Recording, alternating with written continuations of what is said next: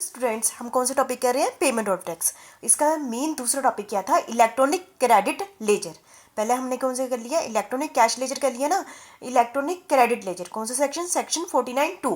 पहले कौन सा सेक्शन पढ़ा? सेक्शन 49(1) पहले पढ़ा, इलेक्ट्रॉनिक क्रेडिट लेजर। इसका रिफ्लेक्ट पड़ता है, electronic credit laser reflect the input tax credit. जैसे कि आप सभी को पता ही है, हमने जैसे कि 500 रुपये टैक्स बन रहा है और 400 रुपये टैक्स पिछले वालों ने दे दिया है, तो हम चाहते हैं कि वो वाला माइनस हो जाए, है ना, हमारी लाइबिलिटी में।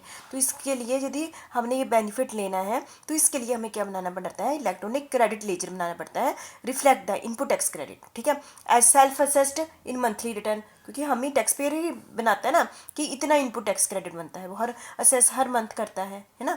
Use for making payment of tax only, ठीक है। जो इलेक्ट्रॉनिक क्रेडिट लेजर है, इसका इस जो लेजर में जो अमाउंट पड़ा हुआ है, इससे सिर्फ क्या टैक्स की पेमेंट की जाती है। जैसे हमने पिछला टॉपिक पढ़ा इलेक्ट्रॉनिक कैश लेजर, उससे तो जो अमाउंट पड़ा हुआ है उससे हम टैक्स की, इंटरेस्ट की, पेनल्टी की, फीस की भी पेमेंट कर देते थे। लेकिन इलेक्ट्रॉनिक क्रेडिट लेजर में सिर्फ किसकी पेमेंट की जाती है? पेमेंट ऑफ टैक्स ओनली, ठीक है।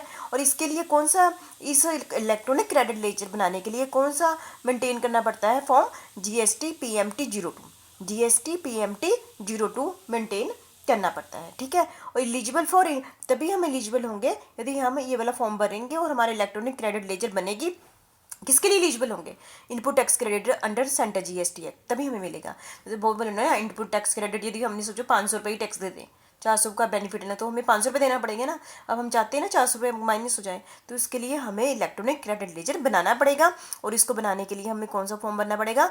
फॉर्म GST PMT 02 भरना पड़ेगा, ठीक है। तो ये जो टैक्स पेयर है खुद सेल्फ असेस्ड करता है मंथली रिटर्न के बेस पर, ठीक है।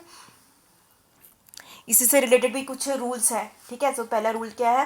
3 ही रूल है इसके भी, debit and credit in electronic credit ledger, section 49(2) के अंदर, ठीक है। सबसे पहले डेबिट, क्रेडिट, क्रेडिट किसे कहते हैं? इस क्रेडिट, डेबिट, डेबिट, क्रेडिट, ठीक है। क्रेडिट मतलब the input tax credit as self assessed, input tax credit self assessed in the return of a registered person shall be credited to his electronic credit laser.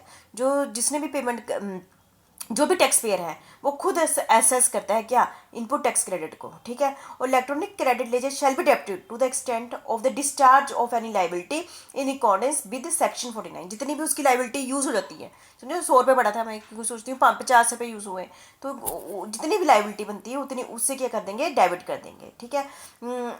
ये आपने कर लेना, debit and credit in electronic ledger section 49(2), ठीक है।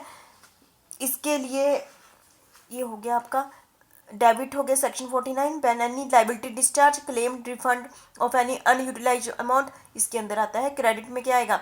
इसके लिए form GST PMT 03, ठीक है। और input tax credit as self assessed, refund so filed is rejected, है ना।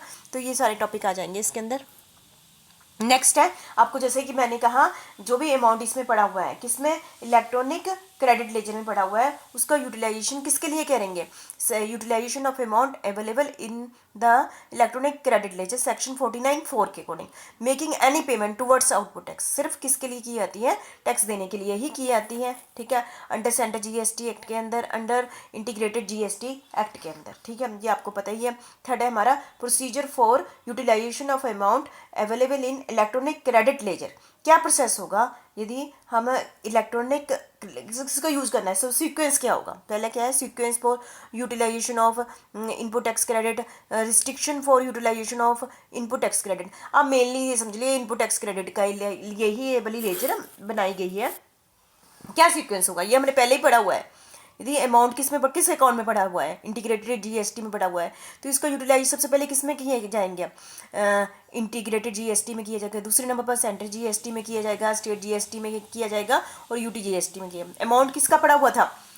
इंटीग्रेटेड GST का। दूसरे नंबर पर यदि सेंटर GST का अमाउंट पड़ा हुआ है तो इसका 2 जगह ही यूज़ कर सकते हैं। पहले नंबर पर किसका यूज़ करेंगे? इंटीग्रेटेड GST में यूज़ करेंगे, दूसरा सेंटर GST में यूज़ करेंगे, ठीक है। स्टेट GST में के केस में इंटीग्रेटेड GST में यूज़ करेंगे, दूसरे नंबर पर स्टेट GST में करेंगे।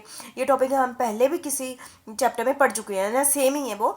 UT GST में सबसे पहले इंटीग्रेटेड GST में यूज़ करेंगे, फिर UT में करेंगे। तो आप देख रहे हैं स्क्रीन में कि कहाँ पहले नंबर पर हर जगह ही इंटीग्रेटेड GST में यूज़ हो रहा है, ठीक है। सेंटर का सेंटर में दूसरे नंबर पर, स्टेट का दूसरे नंबर पर स्टेट का, और यूटी का दूसरे नंबर पर। दूसरे नंबर का मतलब क्या है, प्रायोरिटी पहले इंटीग्रेटेड जीएसटी को दी जाएगी, दूसरे नंबर पर इनको दी जाएगी। ठीक है, तो मुझे लगता है आप समझ गए होंगे sequence for utilisation of input tax credit.